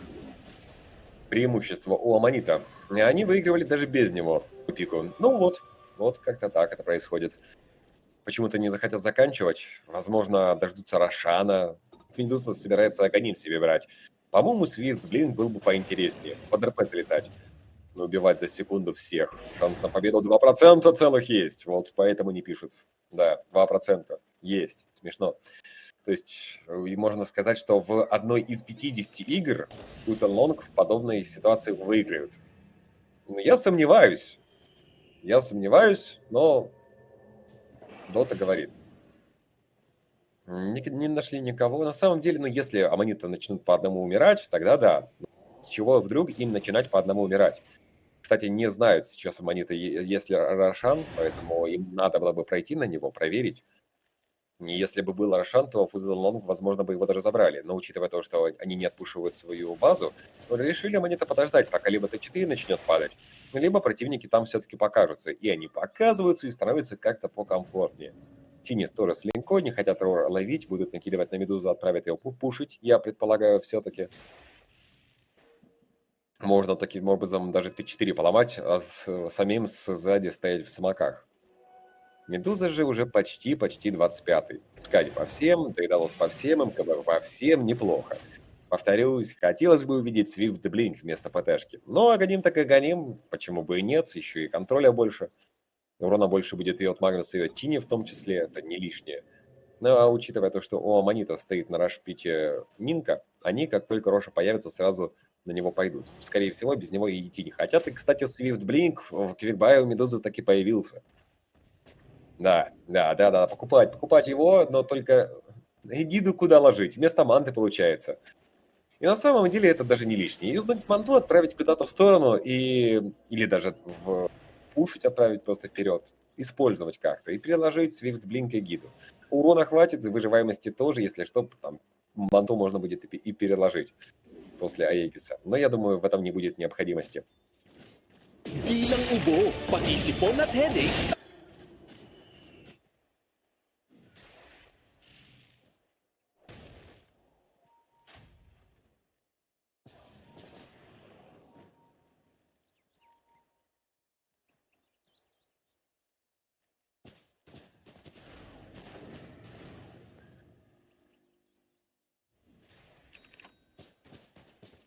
Медуза нас обманывает. То Sweet Blink, то Аганим. Шарт купила. Видит Рошу, на него сейчас пойдет спокойненько, Рошана с командой заберет и пойдет игру заканчивать. К тому же, к этому времени появится 25-й, как раз после убийства Рошана. Там еще, кстати, вот он, Аганим Блайсинг для Медузы. Не нужно ей покупать его. Ну а кому отдавать? Личу? Так такой себе Тычесу. Тычесу дефать с Аганимом удобно, а не заходить на трон. Магнусу Аганим тоже как будто бы не самая лучшая идея, так что Медуза свой Аганим сейчас получит. Квикбай же Муншард поставила. Хочет с ПТшкой оставаться, но как бы бог судья. Эгида, сыр тоже Медузе. И на хайграунд. По байбекам есть у всех, кроме Медузы, кстати, она покупает себе все-таки Муншард несет. Ну, решила, что ее не убьют, и решила правильно, я полагаю. Проблема Фузенлонг в том, что им просто нечем драться. Абадон не тот персонаж, который в лейт-лейт гейме будет с Медузой на равных воевать, учитывая то, что там есть и Магнус, и Тини, то тем более. Фростшилд глича, чем дальше в лейт, тем сильнее работает. Ну, очень тяжело забирать человека. Медузу очень тяжело под фростшилдом хоть как-то пробивать. А там еще и 2 линки на нее набросить. Ну, прям красота. Под Муншардом, под Эмпавером, 500 урона. Криты по всем, МКБ по всем. Медуза готова. Ну, кстати, пробивать ману ей получается. Медуза работает, МКБ тоже. Поэтому можно таким образом забирать. Правда, проблема в том, что у Медузы есть еще и команда. Стимни дерется, Абадон пытается принимать, но Медузка стоит, бьет все еще. Пускай нету ХП, точнее мало ХП, нету маны. Но живет. А они-то понимают, что им больно, как оказывается, уже делать могут. Как оказывается. Но при этом проблема все еще не в этом. Магнус вывозить пытался, не получается. Нужно отходить. Сим носит импакта, декады уже с Аганимом пытается драться. Но при этом проблема есть в том, что там уже у вас в парне трон падает. Вот в чем проблема. Да, так бы все было еще куда ни шло. Но это, конечно же, уже просто истории. Фрамун мега килл, урона тонна. Тини на фонтан закидывает бревна, как в том фильме. Да, ну, в общем, законченная игра, аммониты смогли все-таки одолеть Фузеллонг. в непростой игре, но смогли дофармить, смогли дойти до лейта, и в лейте для них уже проблем не было. Первое было 3-2-0, второе 2-1, причем победили Аманита. Неплохо. На сегодня все. Встретимся в скором времени. Our perspective on this lineup is a little bit outdated. Like, when I look at, I actually think Team Spirit can win this game super late. Well, not saying they can't win it late, but it does feel like a very aggressive lineup. Both teams have it though, right? Like, there's also some very strong mid-game from Tundra with the Doom, with the Void Spirit, with the Bloodseeker as a tempo carry like we talked about. So I think there's no like obvious time where I would say one lineup is just clearly superior than the other. It's a very balanced draft. Both teams can, as we've seen, have gone pretty evenly. There's another go now on Yotaro. Rupture arrow, goodbye. Nice kill. So Well set Yotaro up takes there. the tumble in mid lane. See, Demonic Purge onto Malrine, but Lara wasn't able to line up anything else to finish the job. So not really able to get the trade across the map. As Might is still being worked on by 33. From the Dooms that you've been seeing, any different creeps, or are we still seeing the Blink War Stomp? I mean, sometimes you see the Alpha Wolf, right? We've seen some cute plays sometimes with the Wild Wing, the Hurricane. Yeah, the Hurricane has been pretty valuable. 33, he's going to get disrupted. Lara trying to... Yeah, he's going to get off the Doom, actually. Not to much avail, at least not yet. 33. Chain Frost is going to finish him off for the most part. Nice shackle again onto the Void Spirit as Laurel, he's silenced right now thanks to the curse. And he has to be careful, trying to run away, but he's just outnumbered. So it ends up being a 2-for-1. Bit of Intel in there for snaking as well. And obviously, stealing Int from Universal Heroes will always... All right, takes a melee arrow to the face. Blood Right's there, will connect, and down he goes. So sticking around a little bit too long. A couple nice pickups here for Tundra. Absolutely. It's interesting to see this whole silencer dynamic, right? Because he used to, hurt specific heroes that either had bad mana pools or were int, like they would lose damage. But against Universal heroes, they will just always lose damage, right? Yeah. So. And by the way, I was thinking a little bit more about your +2, -2 thing. How it's a negative outlook. And you're right, of course, but in a way, it's more unique than the other stacks, as we're going to see the Aether Remnant come out onto Laurel. Sinister Gaze from Hoshka on the high ground. Should be okay. And the Dissimulate tries to go to the high ground, though, okay, but we'll have to use the Astral instead. I thought he didn't have any mana left, but he did have a stick. They're going to go for it. They want to go. Shackle Shot's not going to fully hit. The charge does, though, and that is enough to get Malrine. They can reserve that Nether Strike for Immersion, but he's got the leap to get away. Skeeter's made his rotation over now. Has the Rupture, will use it. Collapse attempting to TP out, but the arrow's there. So they get some sort of a trade. Looks like Mira might be next on the list as well. Yeah, no TP on him. They don't have any leap, though, so he might actually just be able to walk it off here. And Blood Right's coming. He is very slow. And 33, he's going to get Sinister Gazed, but he will Starstorm, Mira finally goes down. The Frost was used, as you've patented. Stupid-ass joke, actually. It's a good joke, because I made it. Yeah. It gets my stamp of approval. Good. Yes. Anyway, back to the stacks of Silencer. It's unique because you're stealing stats permanently from other people, which it doesn't exist that I can think of. Like, Essence Shift is temporary. Yeah, and when Slark gets a kill, wait, does he steal the agility? No, he just gains, and Pudge just gains. Yeah. I don't know, I had to do a double take on whether Slark actually stole Agi from the permanent one, but he only steals from the temporary one. Not exactly my most played hero. Yeah, it's okay. 2K lead for Tundra. They do have Doom, of course, but don't really think Devour is too big of a part of this. Yeah, good read. Indeed, but now they see this stack, this really juicy stack. There's a lot of juice within those Ancients. Yeah, don't have the best ways of taking it, though, with their lineup, so... Well, they'd have Void Spirit. It's okay. He will have to use ults for it, and they could use a Blood Right, but yeah, not happening here. So Yotaro should be able to finish this off with his Battle Fury. Very nice injection of wealth. The rich get richer.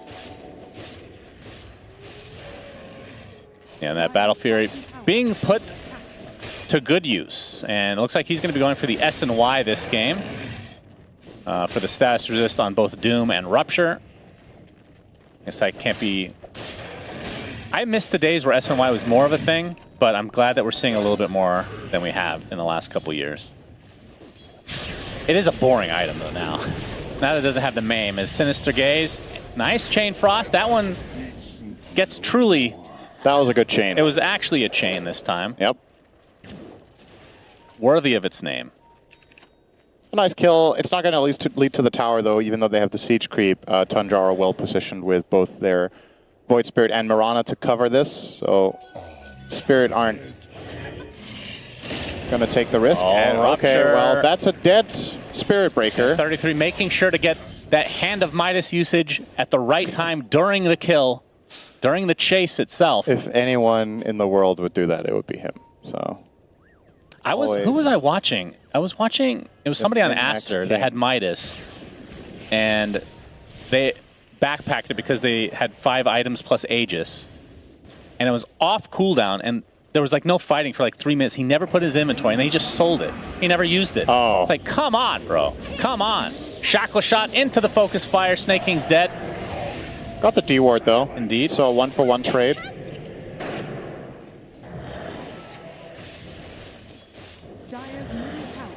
Don't think there's any defense being mounted for this bottom tower now for Tundra. Without their silencer in play for 20 seconds, Jugger will be able to clean this up. But yeah, still for all intents and purposes, a very even game right now. 17 minutes in. It's a 1K lead for Tundra.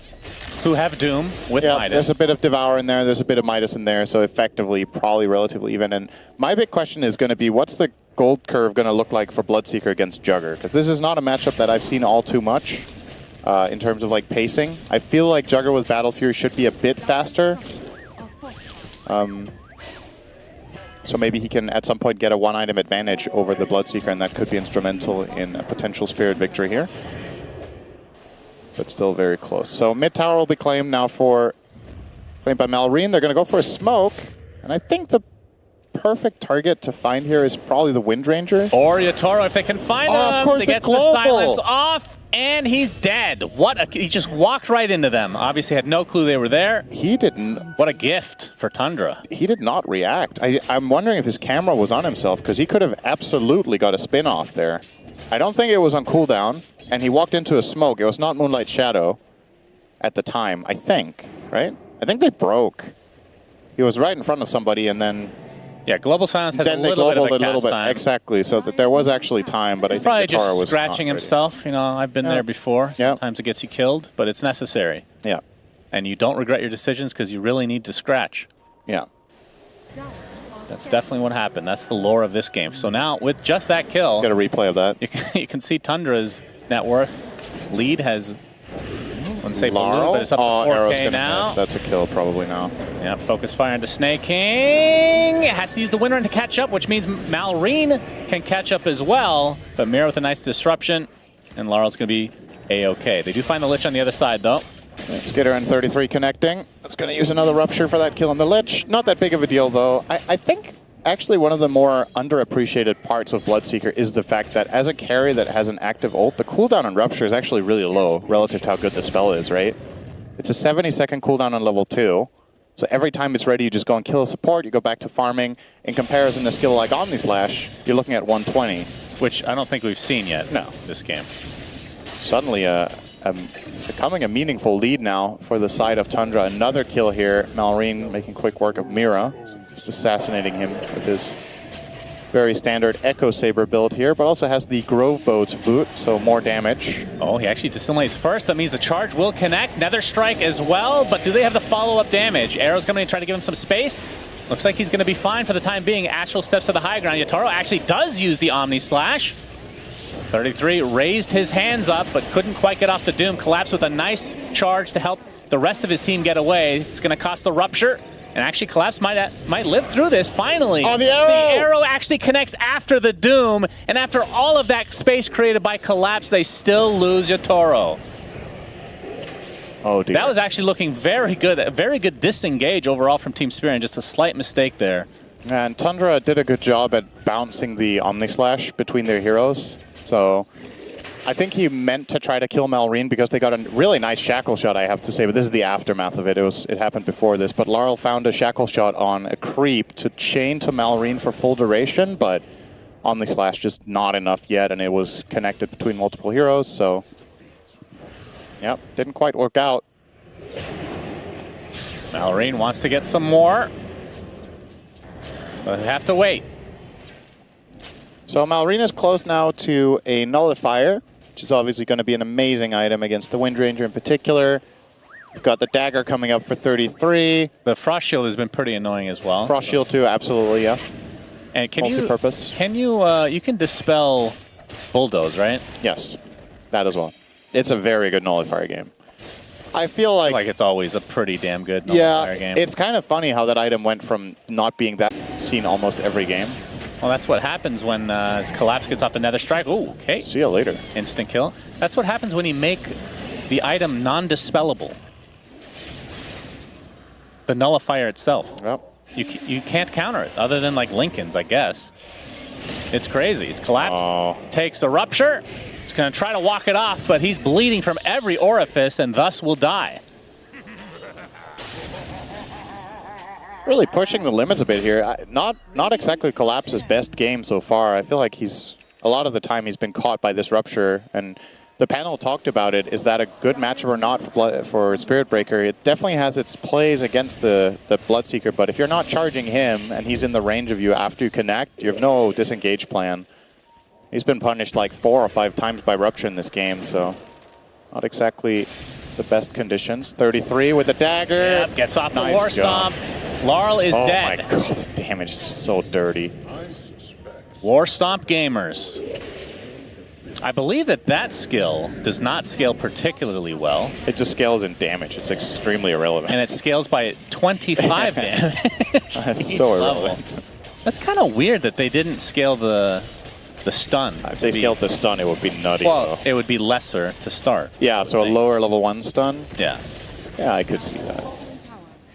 Do you think, if it's scaled by stun, what do you think the max level duration should be? What is it now, 1.6? 1.6. I think it's fine, 1.6. Yeah, okay. So what would it start on then, like 1 and then 0.2 per level or something? Well, 1.6, in that case, then only Chen can get the 1.6. That's a very good point. So 1.2, I guess. Yeah. As Roshan will be taken by Tundra. Yep. Will be uncontested. See if they have any Tormentor plans on their own side of the map, plus the Wisdom Rune that's been sitting nice and pretty there for 2 minutes now. The enemy Tormentor has already been claimed by Spirit, so not... Oh, who got the shard? Okay, well, Maposhka did. Yep. The Ice Spire back at it again. 33 already has his shard, so I believe he just purchased that straight up. Yep. That gives you the extra damage and stun duration on Infernal Blade, which combos extremely well with War Stomp. I'm not sure if they're still doing it, but especially with Octarine Core, you blink in, you Infernal Blade first, if you can get away with it, then you War Stomp, then you can Infernal Blade again once it's over. Yeah, it's crazy. Because the cooldown on Infernal Blade when you have Octarine is 3 seconds. But so. The only issue is the cast animation, I believe, is longer for Infernal Blade on the initial one. So you have to be sure that you can get it off. Is that not the case? I don't actually think Infernal Blade is slower than War Stomp. When you have enough attack speed, right? He has Midas. It's probably kind of close, honestly. Potentially. What's faster? The reason that you usually would blink War Stomp is that the Infernal Blade without shard is not a long... Okay, hang on. Focus fire! Doom! Probably fine. TP? He's okay! He had a big, nice flower there. Yeah, for the a Lotus big-ass definitely heal. saved him there. Immersion might not be so lucky. No leaps available.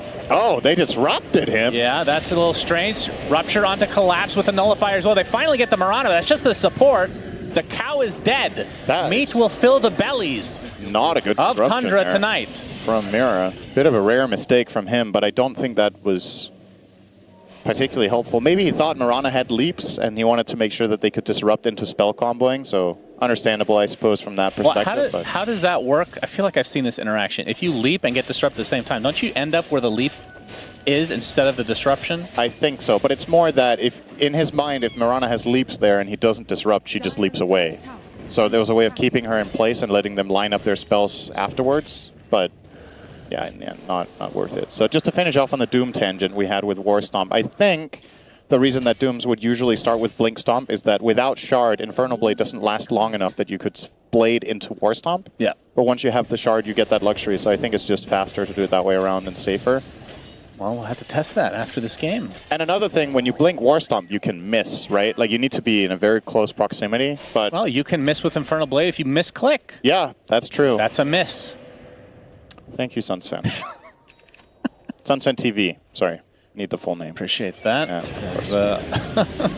Octarine now finished on the Space Cow.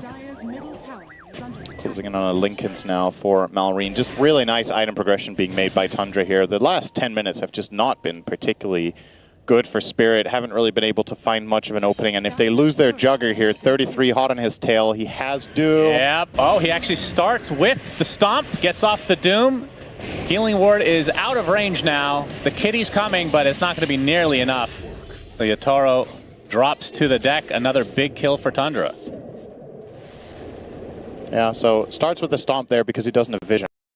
So when he blinks up the high ground, his hero needs to use its turn rate first because he doesn't know exactly where Jugger is, and that makes the Stomp faster. So it's really just clean. Heads up play there from 33, and you need inhuman reactions to not get stomped there. Yeah, okay, that's maybe what I was thinking is the turn rate aspect. If you're blinking ahead of them and you have to turn around, then War Stomp is better. Yeah, for sure.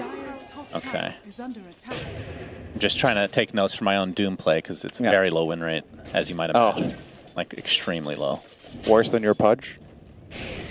And my Pudge is great now, actually. What's its win rate? Well, for the last, in the battle report or whatever, I had like an 88% win rate. Wow. With like That's really good. 13, 14 games played. Oh. Yeah. Pretty good. I know. Yeah. I don't hit hooks. I just buy Blink and then I eat them. Thanks for smurfing, Sunsfan. I don't use the hook at all. That's actually the secret to Pudge. That's what people don't get. You don't even skill hook. Yeah. Let's go 0-4-4. Overrated. 0-4-4 Dagger Ags. Now, Poshka has Lotus. My goodness. He's more farm than I'm used to seeing this stage. It's only 27 minutes as well. Really prioritize that item. Those 2 Philosopher Stones are very handy. Oh, Laurel gets off the Shackle Shot with the Focus Fire as well. 33 is on the other side of the trees, though. And Laurel now surrounded by members of Tundra. And again, Tundra get the free pickoff, and they haven't even really tried to use the Aegis, which only has 15 seconds left now. Dust is going to whiff here as Collapse TP's out. So in the last 10 minutes, Tundra or Spirit have got 3 kills. Yeah, that... Wait, who? Tundra? Spirit. Spirit have killed 3 heroes the last 10 minutes. It feels like that. And you were talking about their lineup. It's a Spirit Breaker strat, right? If that's not finding any kills in this stage of the game, it's generally a bad omen. And it's difficult to play Spirit Breaker under these circumstances. The Void Spirit is a tough target. The Doom's a tough target. Oh boy. Malrine, he wants to find... Nice disrupt there, but actually, probably the not will going to be miss. fine anyway. But Mira does get Frost Shielded, but there's the Nullifier again. Gets taken out swiftly. Now the reset from Tundra onto the high ground of Spirit's Triangle. You can see the Butterfly now online for Yotaro, but they do spot him, and there's the Doom. He's stuck in the corner. Collapse can only watch from afar. And if they clicked his inventory and saw that butter, they could just go high ground. There is no way he's going to have buyback after buying that item just now. So, and they don't stand a chance at fighting without Jug. Tundra might not have realized this, so perhaps they're just going to settle for a tier 2 tower plus... Is Roche up? Not quite yet. So they could get the tier 2 and... Oh, Collapse. Malrine, Nullifier again, showing how powerful it can be in these situations. Collapse actually will get the charge off, but not quite enough as 33 ends up getting the kill. Was that the Infernal Blade damage over time? That's that burn. It's pretty tasty delight. See the replay. Nullifier is such a crazy item. Nice attempt here from Collapse. He couldn't really have done it any better. But oh, so close.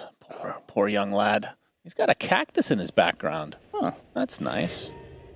I like cactuses. I was more looking at his reaction, but, you know, people look at different things when they see a picture. It's unusual to see a cactus when it's not from where I am. which is where they're native. Now, what I noted earlier was that Collapse didn't do his hair today. To me, that is the rare thing. I see. It's an interesting. It's more of a chill look today Yep. to match the game that he's had so far. It has felt a little too chill from Team Spirit. Not aggressive enough.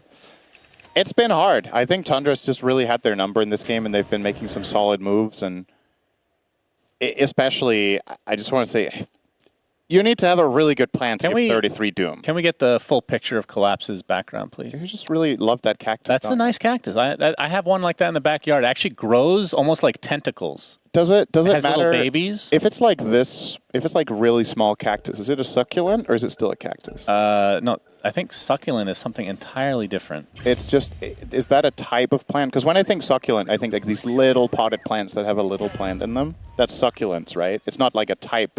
All right, we'll investigate this later because I'm sure everyone's extremely bored. We're talking about plants, for God's sake. I just wanted to say I like cactuses. Okay. And just end the conversation there, but you just had to keep going, as usual. By the way, cactuses and cacti are both correct. Why are you ways of still using talking about it? You said it was Laurel, Laurel. they're going to spot him. They actually pop the Lincolns first and then get the nullifier off. Wind Ranger actually gets saved for the time being, but they're going to take out that pesky Shadow Demon first and eventually do find the Wind Ranger. Finally, the Omni Slash comes. It's doing quite a bit. 33 does get off the Doom just in time, and it's on the Space Cow. As 2 now dead from Tundra, but it looks like they're going to clean up most of these heroes, and now the next on the list is the Juggernaut, and Mira TP's in to try to save his carry, but it's not going to happen as Skeeter with the Ultra Kill. GG's already called. Will he get the Rampage first, though? That is the only question. Rampage coming? No. Oh, Malrine steals it. Steal. Very bad manners. But either way, Tundra with 2 stand-ins. Looking, I mean, they look pretty good this game. They've been playing really well so far in this tournament, and I think they're doing a good job at playing to their stand-in strengths. Malrine, I think, has been a very stable player in their games, and they're putting it, in this game they're putting immersion on his Mirana. Just very, very comfortable picks for them. They're finding the heroes that these players are good with, integrating them into their strats. Unfortunately for them, Malrine is an absolute monster on some of the meta heroes right now. He's a standout Timbersaw player, which makes him gets first phase banned against him out of respect. It's a good time to be a Timbersaw player. It's a good time to be a Timbersaw master. He's really good on that hero. He's really good on Void Spirit. He's really good on multiple additional heroes that we haven't really seen him have to play too much, to be honest. His Bat Rider is great. His Huskar is great. Just nice game from Tundra, really. I feel like it was a kind of a weird game to cast for the last 15 minutes because it just felt like step by step Tundra was just killing one after the other, and we never really got a satisfying team fight of any kind. Like, it felt like we just didn't have a fight where just a slow Yatoro bleeding had out. any impact, unfortunately, for Team Spirit. But that is only game number 1 as Tundra take it. Let's see what the panel have to discuss about this game. More of a case of death by 1,000 cuts for Team Spirit in this game number 1, where I'm continuously left wondering, why is Jug this high priority? Yes, it won in the last series that we saw with Shopify Rebellion, but I don't know if that was Juggernaut's doing. I feel like this hero is more of a liability than an asset. But Spirit seemed to find that it's a first phase worthy pick. I'm fine if they want to experiment during the group stage. This is something they were doing last Dream League as well, but maybe a bit of a failed experiment this time around. They are experimenting in a group stage, but they are theoretically like half a day away from elimination, though. So elimination's just a number. Yeah, it's 8 teams out of the 16 that we have total, but. And also the last pick, Spirit Breaker, did that end up working out for you, Mira? Nah, it didn't. Unlucky. As for teams experimenting during the group stage, I think at this point when a lot of teams have already qualified for TI and there are a couple of tournaments coming up, they're not necessarily too upset if they're knocked out of this Dream League. You can kind of see that in Liquid, so I don't mind that teams are experimenting. As far as Spirit goes, they've always been about that first phase carry. That's kind of their bread and butter in terms of drafting. Maybe the Juggernaut isn't the one to do it with in this patch, but overall they had a lot of issues in that game that were just draft related, I would say. It was just way too dependent on the Spirit Breaker having a good game, but he didn't have a good game.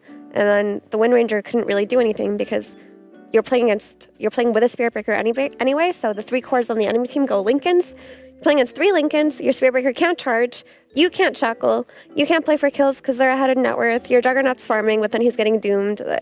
It was just painful to watch. I think it came down to the fact that they had a couple spells that just beat Juggernaut, basically. Like, between getting doomed and ruptured, and they used the Rupture Doom combo on him so many times in the early game that his net worth is just behind. And then he's playing catch-up the whole time, and they're playing the map aggressively. If they have different heroes that have less powerful abilities, you know, if it's just like simple stuns and damage, then he can spin Omni Slash, drop healing word, things like that.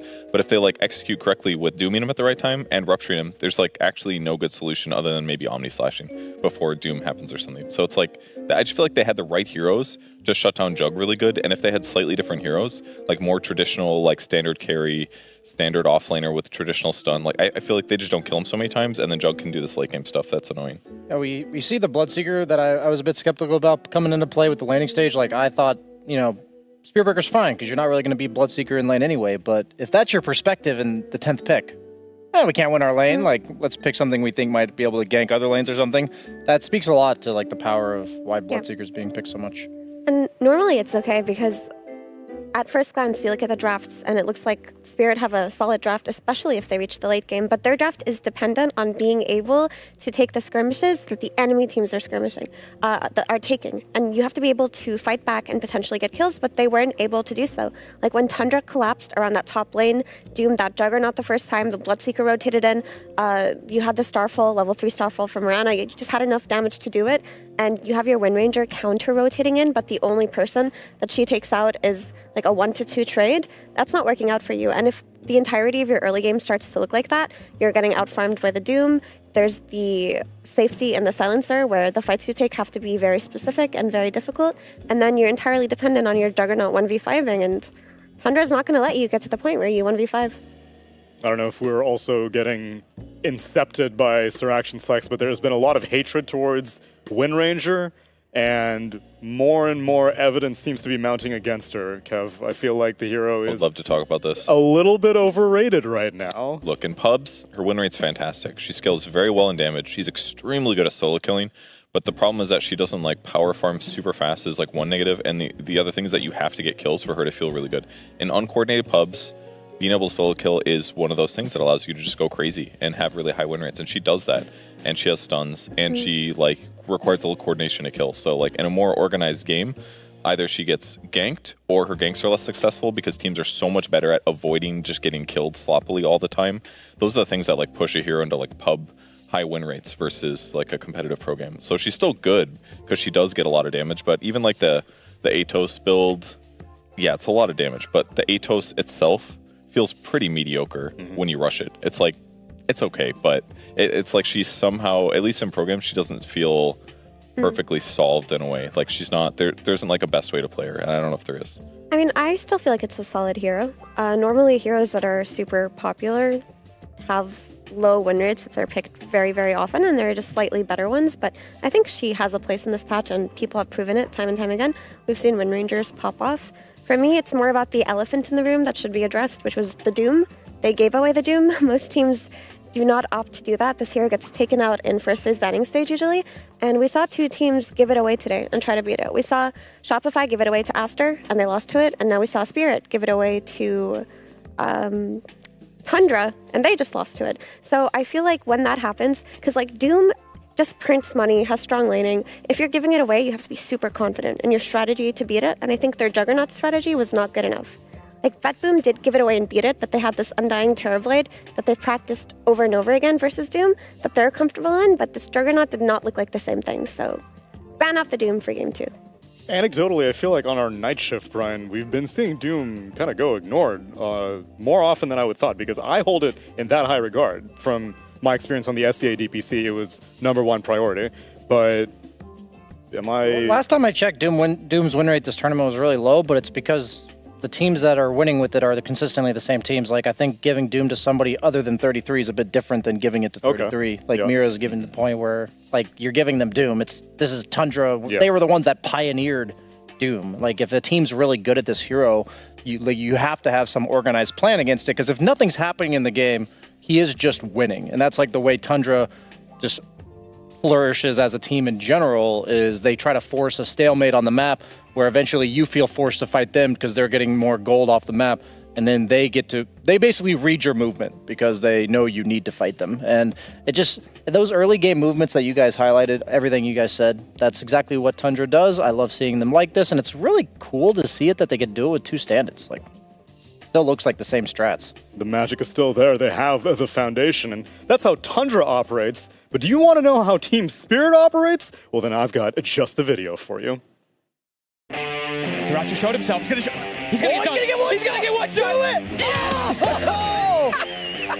That feels so good to me. That stupid. I'm Yatra. I'm playing for Team Spirit on carry role. So my nickname is Mira. I play for Team Spirit, position 4. I will describe my team. Friendship and not letting it affect work. Impermanence.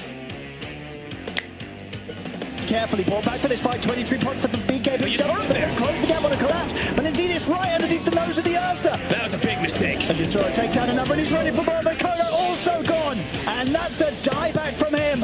Team Spirit taking this team fight. I think our challenge, playing in Dota, no matter what, like no matter which problems we get in the last years, because of war and all of the stuff. And also we have to find new motivation to play better. See if they can get Mirror as well, but back up feet to Laps. He's only going to do down onto 23, and Yatura will happily sit at the side and start shooting them down here as the drought. 4 dead on Talon. I think our goal on this Dream League it's like being top 3, top 1. I think we play much faster, much better now. So we have good chances to make it to top 3. I think our team is top 1, like in our region. We got big issues in the previous leagues. OG, they just controlled too much of the map. Team Spirit, they missed a couple windows that they had, and now they're getting dove into their base. But I think now we try to fix it, and we are progressing. These guys and I like it. These guys are so nice. Come on, man. Go watch our games on the Dream League. We hope we're gonna do some. I have no idea what the lanes are. Zai's played the Wyvern off before. I believe Nisha's even played it recently too. So yeah, what can we definitively say about Liquid Sprout? I would say definitively Phoenix is a support. That's the one thing I can definitively say. Yes. I am thinking. Well, I was going to say I think Timber Wind off, but then you're going to be playing Timber into Monkey, which it is playable, especially with the spell casting. Like if you put more points in Timber Chain and Whirling Death, it's a lane that is playable, but maybe you still want to avoid it because how comfortable Crystals is. I feel like Wyvern is an offlaner or a support though. So that makes me think, I feel like Wyvern support and then Wind Ranger and Void is like carry slash main. Okay, just kidding, it's Nisha Timber, so this is a fun one to kind of speculate and try to figure out because nothing makes sense. No, but the one thing that makes sense is the 5 Universal. That's it, that's all that needs to be said. You go for 5 Universal, game is easy. So let us see. Will be Zai playing the Wyvern off lane. This hero is a little bit better in the lane, but we have seen you can still get bodied very, very easily. And they have a strong safe lane on Secret with the Monkey King and the Bane. That is a bit of a concern for me. I think mid should be Timber favored. I like Timber's laning through Universal heroes because very similar to Strength, the Whirling Death, able to steal some of the attributes as well, so it feels quite nice there. Armel should still have a fine time. It's not going to be too Timber favored. What do you think about the safe lane though, with Liquid safe lane up against Mag and Sky? It feels like a pretty tough lane for Nicky on the Void Spirit, and Phoenix is not a particularly strong support when it comes to security lane. So that feels like a lane where Secret can get a lot. And yeah, FBC, they just free farm. Like I don't really see what you do to get this Magnus out of the lane here. You're gonna have to play around the pulls and the creep equilibrium a lot just to be kind of pesky there, but I think that lane is definitely a weak spot. Well, Liquid playing with fire and ice birds and 5 universal heroes as well. Of course, they're going to be competing against Secret with all the momentum they've been building and some very, very comfort heroes for them as well. We spoke about the Chrysalis Monkey King, but a Yamich Sky, even though he's on the gold tier, which is crazy to say, but he's up there with like a Antares Sky. You've got an Armor Tango, so they are without a doubt ready to go. There's a lot of team fight, strong lanes, a lot of damage. I personally favor Secret, but where we thinking this one's going to go? I thought game 1 was like pretty even on draft. It was kind of a fun game because it came down a lot to the execution. But this one, I'm liking Secret's draft a lot. I'm not going to say Liquid's memeing up by any means, but I do think there are some weak points with that draft, like definitely the safe lane. If this is like a Phoenix plus Void Spirit lane, I do think they're going to struggle. The one thing they have going for them, which on paper is amazing, is the Wyvern. Like Winter's Curse against 3 melee cores, you're picking it. It's great as like kind of a Magnus counter. Kind of makes it really hard to get that good kind of Winter's Curse initiation. Good against other things like the Rolling Thunder, but it's easier said than done. The last Wyvern core we saw, it was like, oh yeah, good Wyvern game, but teams they play around it. They're in a position and not give you those good Winter's Curses more often. And he just couldn't even get to the stage where I think that was Collapse playing it, where he went he went like treads, one item, I don't think it was Dragonlance, it was something into 4 staff. Maybe Atos, he said. I think that's right. So we said the same thing that game. Like, we can see the value out of the Winter Wyvern, like you just mentioned, very good game for it as you go on. There's a lot of concerns on how this hero is able to play the lane. So let us see how much Zai is able to get out of it. Let us see how all the other lanes are going to shape up. Of course, like we said, niche up against Armel. I was at least expecting this to be a little bit more Timber favored, very slightly though, nothing too crazy. What are you thinking? Yeah, I think Timber maybe does a little bit better, but it's pretty close to 50-50. We'll see both these players more or less free farm here. Both players have moves to secure creeps, and both players will be playing around early bottles, so I don't really see either player getting shut out of this game.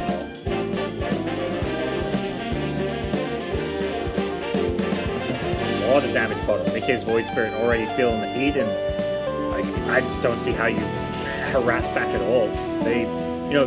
This may even be a game where you don't. I almost wouldn't mind seeing FBZ go like Ring of Health into Arcane Boots. Like sometimes we've seen the Magnuses go for the Arcane Boots still and just use that to spam the lane. Definitely the Ring of Health has a lot of value, but he's got the Vanguard queued up, which is fine. But I just think like Arcane Boots is amazing in this double spam lane.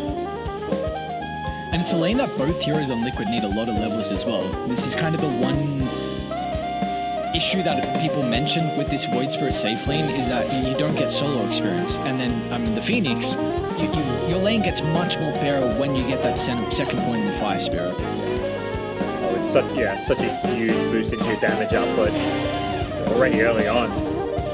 Shockwave, Skewer, just damage after damage here. Yeah. He just bring down Mickey here. One more right click would do the job. Or a Shockwave. There we go. Another right click.